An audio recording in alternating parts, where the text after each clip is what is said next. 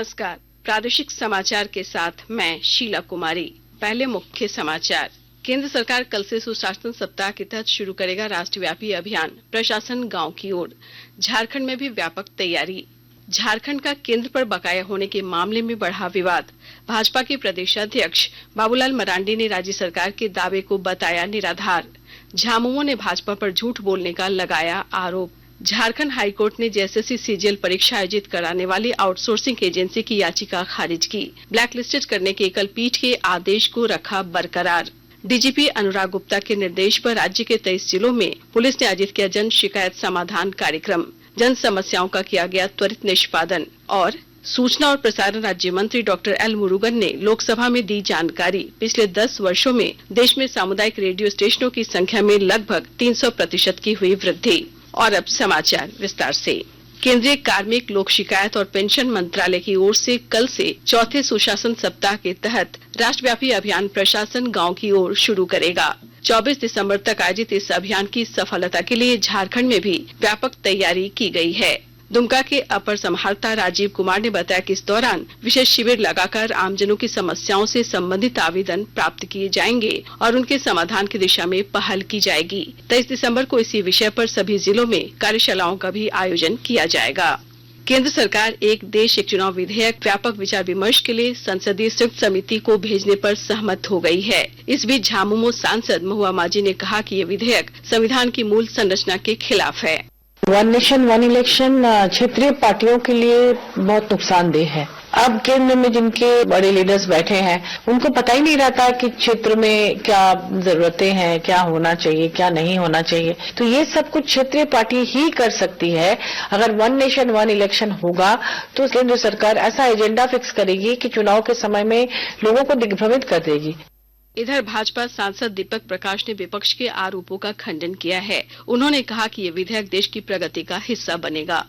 One nation one election देश के लिए शुभ और संकेत, और जिस प्रकार प्रधानमंत्री जी नरेंद्र मोदी जी इस विषय को देश के अंदर संसद के अंदर लाने का काम किया है वो स्वागत योग्य है। कुछ लोगों की मंशा, कांग्रेस की मंशा साफ नहीं। सर्वदलीय चीजों को एक साथ बैठ करके विचार करते हुए जेपीसी के माध्यम से चीजें सर्वसम्मत बने, ये सरकार का इरादा है और बेहतर इरादा है। केंद्र सरकार पर झारखंड के 1,36,000 करोड़ बकाया होने के मामले को लेकर झामुमो और भाजपा के बीच विवाद बढ़ गया है। भाजपा के प्रदेश अध्यक्ष बाबूलाल मरांडी ने झामुमो के दावे को सिरे से खारिज करते हुए इसे निराधार और भ्रामक बताया है। उन्होंने सोशल मीडिया एक्स पर लिखा है कि अगर झामुमो के पास इसे लेकर कोई ठोस प्रमाण है तो वे पूरे दस्तावेज और तथ्यों के साथ इसे जनता के सामने रखें। उधर झामुमो ने इस मामले में केंद्र सरकार के साथ ही झारखंड भाजपा पर भी हमला बोला है। पार्टी के केंद्रीय महासचिव सुप्रियो भट्टाचार्य ने झारखंड को बकाया दिलाने के लिए झारखंड के भाजपा सांसदों को भी संसद में आवाज उठानी चाहिए। राज्यपाल संतोष कुमार गंगवार ने आज रांची के national institute of advance manufacturing technology NIAMT में advance in foundry and farming विषय पर आयोजित 2 दिवसीय अंतर्राष्ट्रीय सम्मेलन का उद्घाटन किया। इस मौके पर गंगवार ने कहा कि इस प्रकार के आयोजन प्रधानमंत्री नरेंद्र मोदी के आत्मनिर्भर और विकसित भारत के दृष्टिकोण और लक्ष्य को साकार करने में सहायक सिद्ध होंगे। हमारे देश की तकनीक प्रगति को नई ऊंचाइयों तक ले जाने का भी काम करेगा और आत्मनिर्भर भारत के लक्ष्य को साकार करने में सहायक सिद्ध होगा। हमारे माननीय प्रधानमंत्री आदरणीय श्री नरेंद्र मोदी जी का विकसित भारत 2047 और आत्मनिर्भर भारत का विजन तकनीक के विषयों और उनके प्रभावी उपयोग पर आधारित है। झारखंड हाई कोर्ट ने 28 जनवरी को जेएसएससी सीजीएल परीक्षा आयोजित कराने वाली आउटसोर्सिंग एजेंसी सतवत इन्फोसोल प्राइवेट लिमिटेड को राहत देने से इनकार कर दिया है। हाई कोर्ट ने एजेंसी को ब्लैकलिस्टेड किए जाने के एकल पीठ के आदेश को बरकरार रखते हुए आउटसोर्सिंग एजेंसी की याचिका खारिज कर दी है। आकाशवाणी के ताजा तरीन समाचारों के लिए आप हमारी वेबसाइट newsonair.gov.in पर लॉग ऑन कर सकते हैं। ताजा समाचार X handle @AIR news alerts और Facebook page All India Radio news पर भी उपलब्ध है। आप प्रादेशिक समाचार एकांश के X handle @AIR news Ranchi और फेसबुक, इंस्टाग्राम पेज तथा YouTube channel AIR news Ranchi पर भी हमारे बुलेटिन सुन सकते हैं। प्रादेशिक समाचार आप आकाशवाणी रांची से सुन रहे हैं। डीजीपी अनुराग गुप्ता के निर्देश पर रांची को छोड़कर राज्य के सभी 23 जिलों में आज झारखंड पुलिस द्वारा जन शिकायत समाधान कार्यक्रम का आयोजन किया गया। इस कार्यक्रम में आम लोगों की समस्याएं सुनी गईं और उनका त्वरित समाधान भी किया गया। खूंटी में जन शिकायत समाधान कार्यक्रम की मॉनिटरिंग कर रहे आईजी एमबी होमकर ने बताया कि जन शिकायत समाधान कार्यक्रम में 18 मुख्य मुद्दों पर आम जनता की समस्याएं सुनी जा रही हैं और उन्हें सरकारी योजनाओं की जानकारी भी दी जा रही है।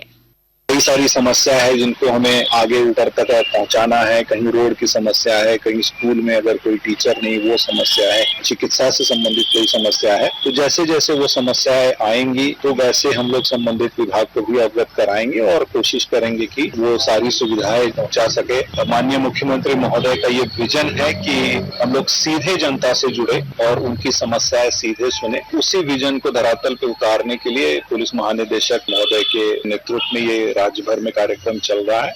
मणिपुर में बढ़ रही कथित हिंसा और एक व्यावसायिक समूह के खिलाफ प्रदेश कांग्रेस ने आज रांची में राजभवन मार्च किया। इस अवसर पर पूर्व प्रदेश अध्यक्ष डॉक्टर राजेश ठाकुर ने कहा कि संविधान की रक्षा के लिए कांग्रेस का संघर्ष जारी रहेगा।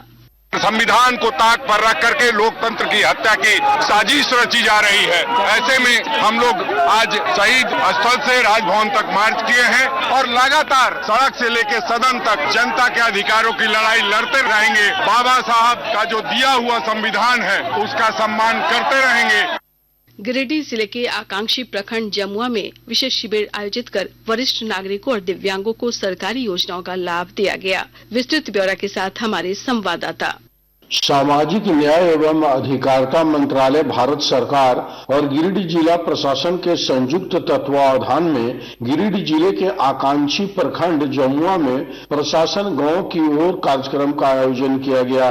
इस शिविर में 175 से अधिक वरिष्ठ नागरिकों और दिव्यांगजनों को दिए जाने वाले ट्राईसाइकिल, व्हील चेयर और बैसाखी की पहचान की गई। गिरिडीह डीसी नमन परेश लकड़ा ने बताया कि इस प्रयास का उद्देश्य स्वास्थ्य परिणामों में सुधार करना और समुदाय में गंभीर स्वास्थ्य मुद्दों के बारे में जागरूकता पैदा करना है। रमेश प्रभाकर, आकाशवाणी समाचार, गिरिडीह। सूचना और प्रसारण राज्य मंत्री डॉक्टर एल मुरुगन ने बताया कि पूरे भारत में 308 जिलों में कुल 522 सामुदायिक रेडियो स्टेशन हैं। आज लोकसभा में एक लिखित उत्तर में मंत्री ने कहा कि पिछले 10 वर्षों में सरकार द्वारा की गई हालिया पहल के कारण सामुदायिक रेडियो स्टेशनों की संख्या में लगभग 300% की वृद्धि हुई है। डॉक्टर मुरुगन ने कहा कि पिछले 3 वर्षों के दौरान देश भर में आकाशवाणी और दूरदर्शन के 104 रिले स्टेशन स्थापित किए गए हैं। मौसम विभाग ने राजधानी रांची समेत राज्य भर में आने वाले कुछ दिनों में ठंड और बढ़ने का पूर्वानुमान व्यक्त किया है। रांची स्थित मौसम विज्ञान केंद्र के निदेशक अभिषेक आनंद ने बताया कि 20 दिसंबर को राज्य के कई इलाकों में हल्की से मध्यम दर्जे की बारिश हो सकती है। खासकर दक्षिणी भाग और उससे सटे मध्य भागों में बारिश हो सकती है।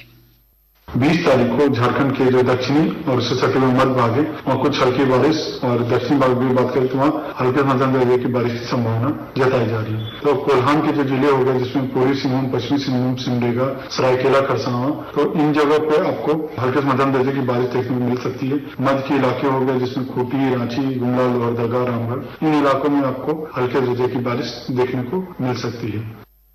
भारत के दिग्गज ऑलराउंडर रविचंद्रन अश्विन ने अंतर्राष्ट्रीय क्रिकेट से संन्यास की घोषणा कर दी है। उन्होंने बॉर्डर गावस्कर ट्रॉफी के तीसरे टेस्ट के ड्रॉ होने के तुरंत बाद ये घोषणा की। अंत में मुख्य समाचार एक बार फिर। केंद्र सरकार कल से सुशासन सप्ताह के तहत शुरू करेगा राष्ट्रव्यापी अभियान, प्रशासन गांव की ओर। झारखंड में भी व्यापक तैयारी। झारखंड का केंद्र पर बकाया होने के मामले में बढ़ा विवाद। भाजपा के प्रदेश अध्यक्ष बाबूलाल मरांडी ने राज्य सरकार के दावे को बताया निराधार।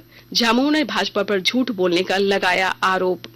झारखंड हाईकोर्ट ने जेएसएससी सीजीएल परीक्षा आयोजित कराने वाली आउटसोर्सिंग एजेंसी की याचिका खारिज की। ब्लैक लिस्टेड करने के एकल पीठ के आदेश को रखा बरकरार। डीजीपी अनुराग गुप्ता के निर्देश पर राज्य के 23 जिलों में पुलिस ने आयोजित किया जन शिकायत समाधान कार्यक्रम। जन समस्याओं का किया गया त्वरित निष्पादन। और सूचना और प्रसारण राज्य मंत्री डॉक्टर एल मुरुगन ने लोकसभा में दी जानकारी। पिछले 10 वर्षों में देश में सामुदायिक रेडियो स्टेशनों की संख्या में लगभग 300% की हुई वृद्धि। इसके साथ ही आकाशवाणी रांची से प्रादेशिक समाचार का ये बुलेटिन समाप्त हुआ। आपसे अगली मुलाकात होगी कल सुबह 8:30 बजे प्रादेशिक समाचार बुलेटिन के साथ। नमस्कार।